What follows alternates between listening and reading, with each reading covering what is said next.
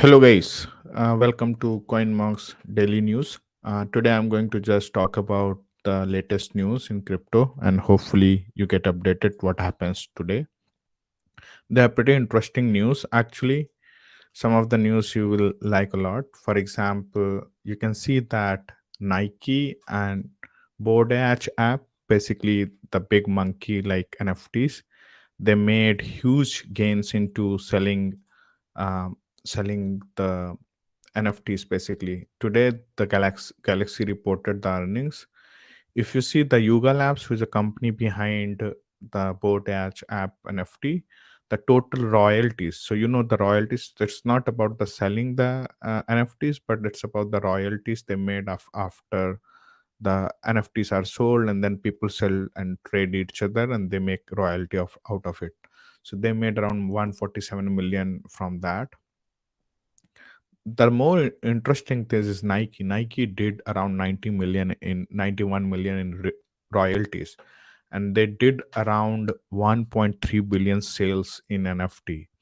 And this is pretty interesting because to give you a data point that Nike do around $4 billion sales per month for their shoes business. Basically they sell shoes and other sports gear, so they're around 4 billion, and then they're doing around NFT 1.3 billion. That's, I mean, like, they are going to dig this space, and this space going to balloon because NF Nike will follow. I mean, like, because Nike is doing a lot, and the other brands will follow, and you will see eventually every brand will be in NFT space, in metaverse space, and selling you more than they sell the physical thing.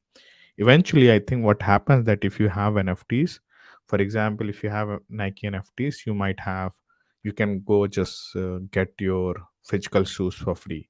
So for example, if you own certain NFT, you can go and buy similar shoes for and get the similar shoes for Nike stores. And I think that would be awesome, that you just own NFT and get physical things for free. I think that can be a good model actually. Cool. So this was pretty interesting news actually. I would like to share you. Next, we'll go into Interpole, and this was pretty cringe-worthy. So, Interpole launched its first global police metaverse. So, now you can see Interpole's office in metaverse. So, this is a video. I'll just run. So, this is Interpole's office looks like. So, there was a conference, General Secretary conference in Interpole for this week in New Delhi, and there they launched this thing, and it was pretty cringeworthy to see they are trying to do this. I mean, like, they are trying to be relevant into NFT in metaverse space. I mean, like, okay, nothing else. I don't have comments. Cool. So this was pretty interesting news. So I would like to share with you. Next, this was pretty damn news actually, because I this is not crypto related, but it's general security news, and I thought it should be covered.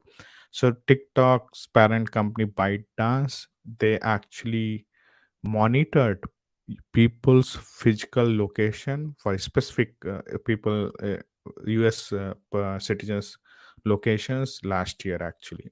If you see the team behind the monitoring project, ByteDance internal audit and risk control department led by Beijing based executives Song Ye, who reports by Townscope. So basically, there was a person, this Song Ye, she led a monitoring project, and she used to directly report to CEO, and that project was actually monitoring certain specific US citizens locations, not for advertisement, not for any app related thing.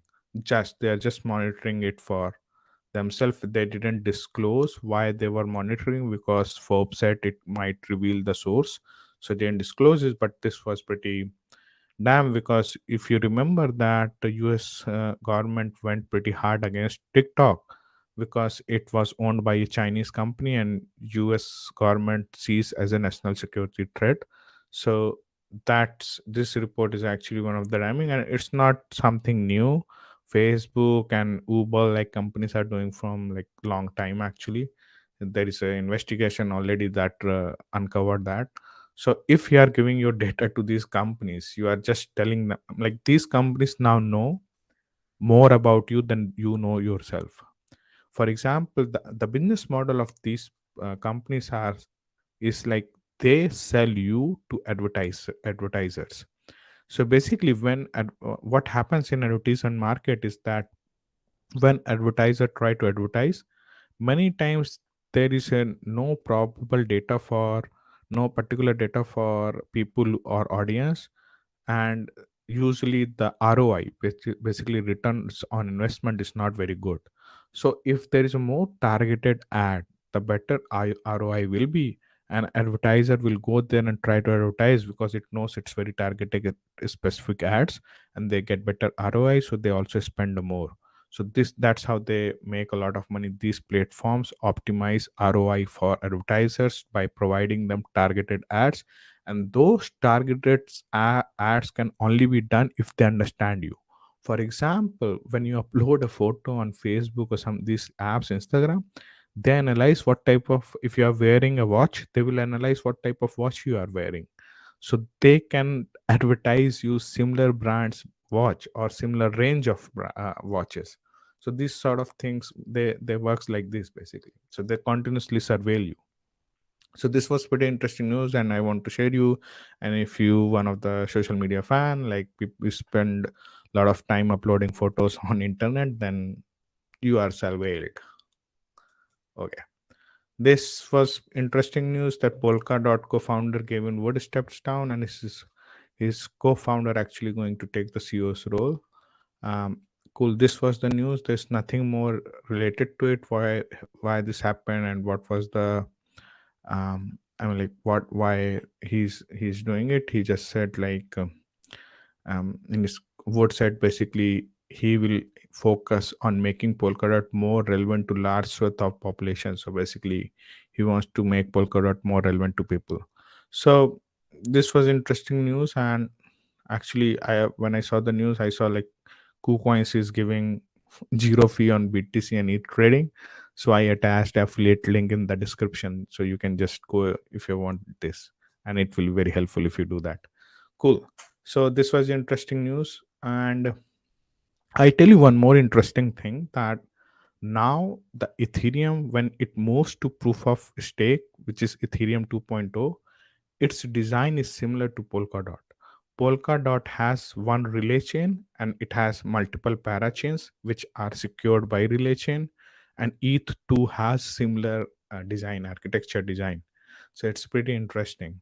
And Polkadot doesn't have, say, like adoption like Ethereum has, but when its design match, maybe people will recognize this further, like now and then, that it has like similar design and might be helpful for Polkadot, maybe for marketing, maybe.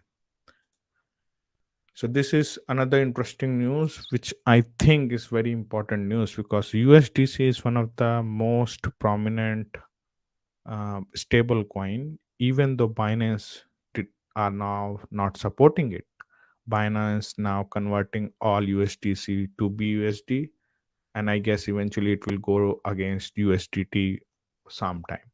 But USDC is very w- is very used in DeFi space, and also is sort of very popular stable coin for when it comes to a lot of regulatory things, because they follow every regulatory things, policy things.